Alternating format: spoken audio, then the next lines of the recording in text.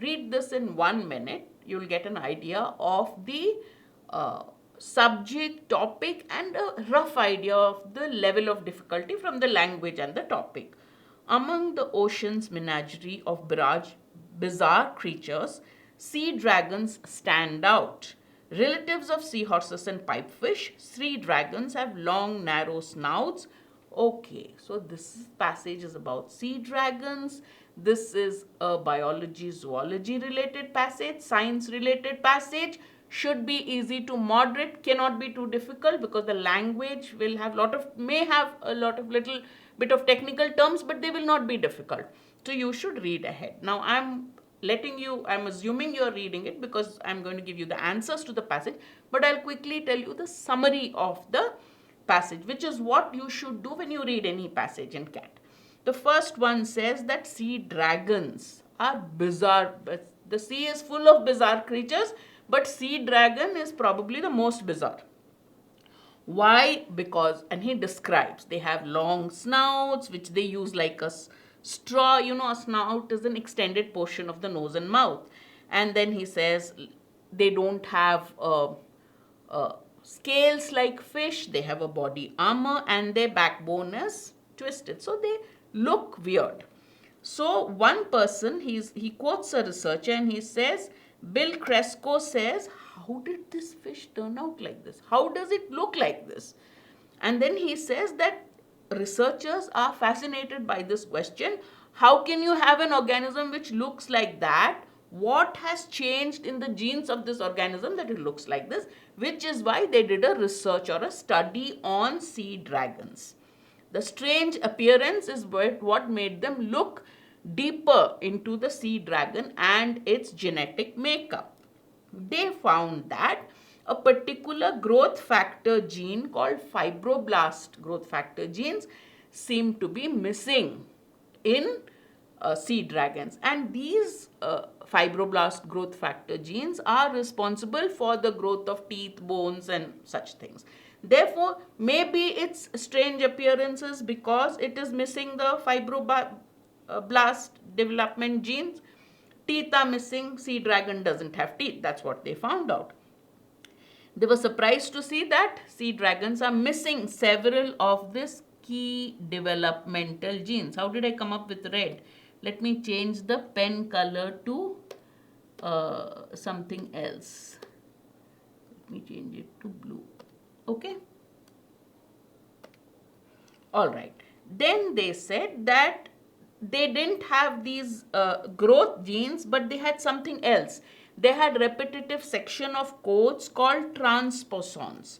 Okay, which because of its repetitive nature, earlier researchers used to call them junk genes, because there are so many of them, the repetitive structure is there, so they call them junk genes.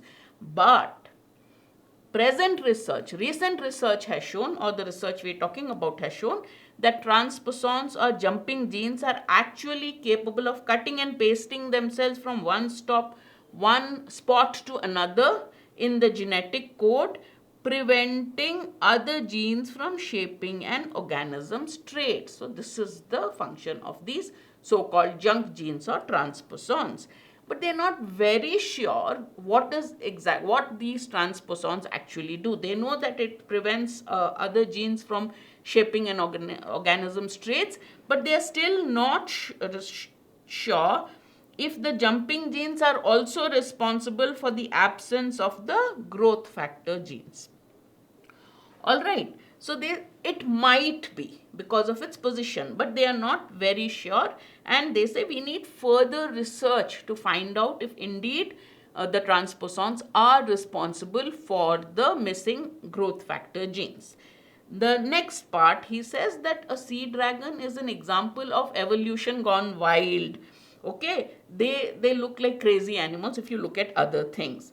But knowing the genetic makeup of sea dragons would help on conservation of sea dragons. Why do we need to do that? Because they are rare in the wild. You hardly see these in the wild.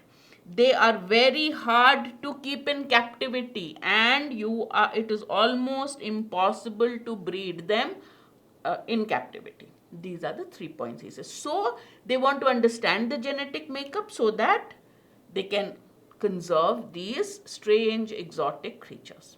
Clear? This is our main point. Now, if you read the passage like this, all the questions become easy. This passage was called moderate, or most students would term it moderate, only because the questions required you to go back to the passage to confirm which of them is the right answer, which is always a good thing to do when you are looking at factual, direct, fact-based questions. Always good, because many of the answers could state facts given in the passage along with one fact which is twisted. So it's good to confirm that what the answer that you think is right is actually the correct option. All right, let's look at the questions. Question 2. According to the passage, transposons play which of the following roles that is fundamental for sea dragons? They prevent other genes from shaping the sea dragon's attribute. You remember the paragraph where the author mentions the transposons, that is somewhere in the second or third paragraph. Let's just go back to the third paragraph and you can easily see the answer. What do? Transposons or jumping genes are actually capable of cutting and pasting themselves from one spot within the genetic code to another, preventing other genes from shaping an organism's traits. So what is the role of a transposon? It cuts and pastes itself from one part to the other and makes sure that other genes do not shape the sea dragon's attributes. Therefore, they prevent other genes from shaping the sea dragon's attributes. A is the right answer. Now let's look at B, C and D and quickly eliminate them. They help give the sea dragons their peculiar shape.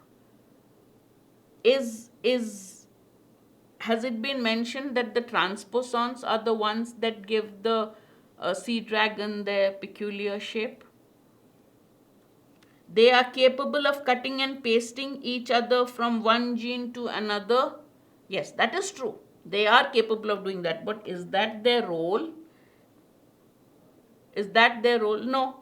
They repeat genetic code near the spots where genes are missing. Yes, that is correct. According to the passage, C and D describe what a transposon is and what it does. But is it its role? No. What is its role? Its role, what function does it perform?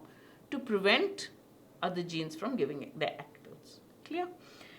B is also wrong because they said transposons may be the result, the reason for the missing growth factor genes, but more research has to be done, right? So we are not sure whether transposons actually are responsible for the peculiar shape of the sea dragon. Clear? That's why the answer is A.